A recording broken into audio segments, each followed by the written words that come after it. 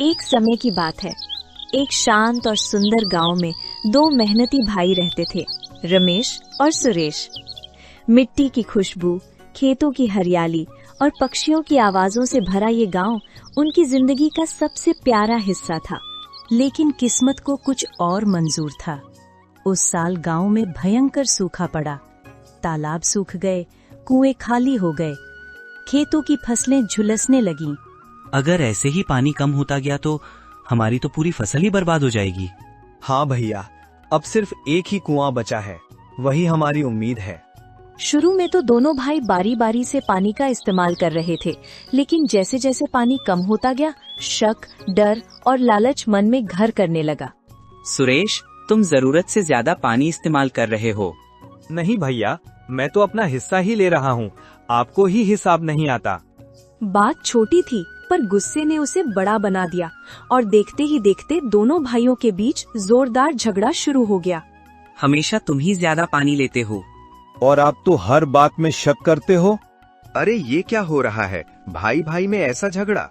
गुस्सा इंसान को अंधा कर देता है और वही हुआ रमेश और सुरेश के साथ। बस करो बेटो, ये क्या कर रहे हो तुम? दोनों रुक जाते हैं। क्या कुछ पानी तुम्हारे भाई से ज्यादा कीमती है? तुम्हारे पिता ने हमेशा मिलजुल कर रहने की सीख दी थी। सरपंच की बातों ने दोनों भाइयों को रोक तो दिया, लेकिन गुस्सा अभी भी शांत नहीं हुआ था। गांव से थोड़ी दूरी पर एक नदी है, वो अभी पूरी तरह से सूखी नहीं है। अगर हम सब मिलकर नहर खोद लें तो पानी तुम्हारे खेतों तक पहुंच सकता है। लेकिन सरपंच जी, उसमें बहुत मेहनत लगेगी।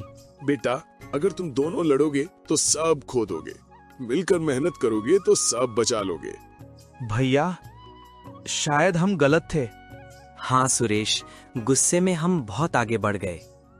गलती मानना कमजोरी नहीं, बल्कि हिम्मत होती है। भाइयों ने गांव वालों के साथ मिलकर नहर खोदने का काम शुरू किया। धूप, पसीना, थकान, लेकिन सबके चेहरों पर उम्मीद थी। कई दिनों की मेहनत के बाद आखिरकार नहर तैयार हुई।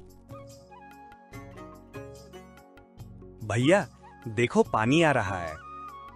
हम सफल हो गए सुरेश, हमारी फसलें बच जाएंगी।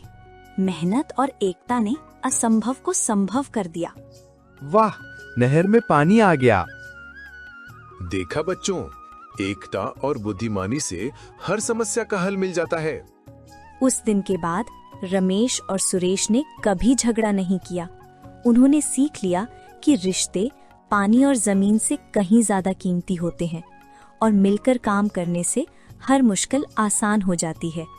सीख: एकता सबसे बड़ी ताकत है।